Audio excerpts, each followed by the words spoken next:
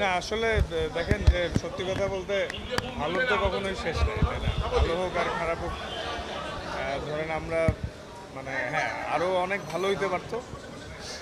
Specially মানে দেখেন last ম্যাচটা আমরা সবাই একটু ডিসঅ্যাপয়েন্টেড হয়েছি। আমরা জেতার চেষ্টাই করেছিলাম প্রথমে 12 ওভারের মধ্যে, পরে যখন মানে আমরা বুঝতে পারলাম 12 ওভার আসলে চেস করা পসিবল না, তখন নর্মালি ট্রাই করছিল সবাই, তাও জিততে পারিনি। বাট হ্যাঁ পজিটিভ সাইন আছে যে through out the tournament bowling department ভালো করছে। সুপার 8-এ উঠছি সর্বপ্রথম, এবার ওয়ার্ল্ড কাপ T20 ওয়ার্ল্ড কাপে আমরা 3টা জয় পাইছি। তো মানে পজিটিভ আছে, বাট নেগেটিভের সংখ্যাটা একটু বেশি, কিন্তু আসলে সবার মতো আমরাও একটু হতাশ, এক্সপেকটেশন অনুযায়ী ভালো হয়নি।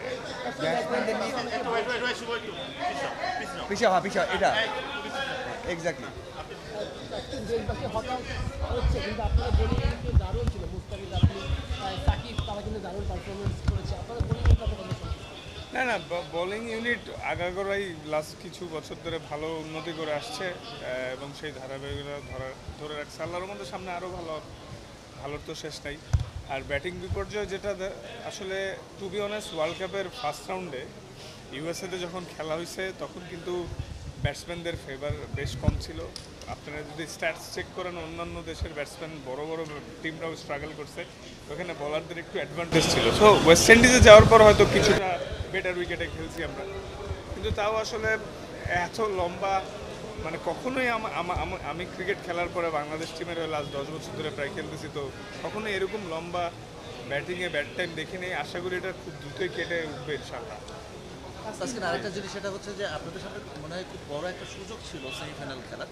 আজকের ফেরাটা অন্যরকম হতে পারতো। একটা সময় যেটা দেখা গেল যে শিরোপা প্রত্যাশী ভারতের কোনো পেস বোলারের নাম নেই, সেরা 5-এর মধ্যে বাংলাদেশের তানজিদ সাকিব আছে। কতটা এনজয় করলেন তারা? না ডেফিনেটলি মার্শাল্লাহ, আসলে তানজিম সাকিব, রিশাদ এরা লিডিং উইকেট টেকারদের মধ্যে টপ 5-এর মধ্যে ছিল, আর রিশাদ স্টিল আছে। ওভারঅল হ্যাঁ মানে ভালো করছে মার্শাল্লাহ। এটা খুবই পজিটিভ সাইন যে আমাদের মানে বাংলাদেশ থেকে অনেক ফিউচার স্টাররা উঠে আসবে, এবং তাদেরকে মানে অলরেডি ওয়ার্ল্ডকে বোঝানো হয়েছে যে আমাদের সবার মধ্যে ডিফারেন্ট অ্যাবিলিটি আছে। তো এখন আসলে ধরেন যে জিনিসগুলো হয়ে গেছে আমরাও একটু স্যাড, হয়তো ফ্যান্স বা ক্রিকেট প্রেমী সবাই স্যাড যে এক্সপেকটেশন অনুযায়ী রেজাল্ট হয়নি। স্পেশালি কয়েকটা ম্যাচ আমাদের হয়তো জেতার কথা ছিল বা সেই অনুযায়ী পারে নাই। আর স্পেশালি লাস্ট ম্যাচটা যেটা, ওটা 12 ওভার 1 বলে আমাদের সবারই প্ল্যান ছিল চেস করার, এবং আমরা সেই ইন্টেন্ট নিয়েই খেলা শুরু করেছিলাম। একটা পর্যায়ে যখন দেখলাম যে মনে হচ্ছে আর হবে না 12 ওভারের চেস, তখন আসলে নর্মালি জেতার চেষ্টা করা এই প্ল্যানটা আসছিল। তারপর ওইটাও ট্রাই করে আমরা পারিনি আনফর্চুনেটলি, কিন্তু কী করার, সামনে আগে দলের দুই senior most cricketer Shakib Al Hasan এবং মাহমুদুল রিয়াদ অফ ফর্মে ছিলেন। লাস্ট ম্যাচেও রিয়াদ একটা ওভারে আসলে মাত্র 4 রান নিয়েছিলেন। এই দুই সিনিয়র ক্রিকেটারের অফ ফর্ম মাঠে এবং মানসিকভাবে দলকে কতটা এফেক্ট করে? আসলে হ্যাঁ, দুজন সিনিয়র খেলোয়াড়ের আমাদের দলে তারা ফর্মে না থাকে অবশ্যই আমাদের ইফেক্ট করেছে, কিন্তু মাঠের বাইরে ইফেক্ট করে না, কারণ মাঠের বাইরে তারা সবসময় গুড টাইম ম্যান।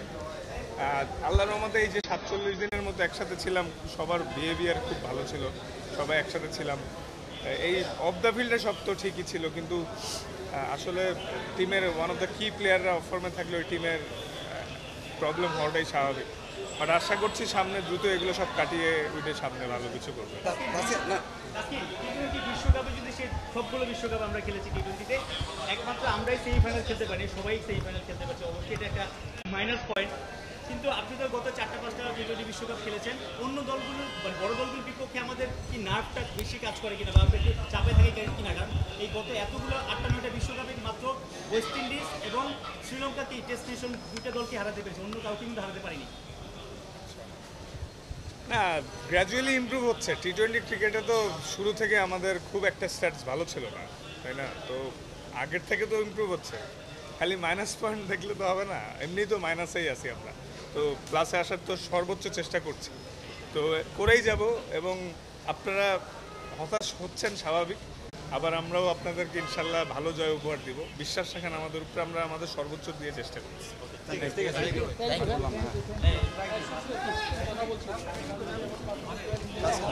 তারা কিন্তু তারা আগ্রহে চেষ্টা করছেন এখান থেকে বাংলাদেশ দল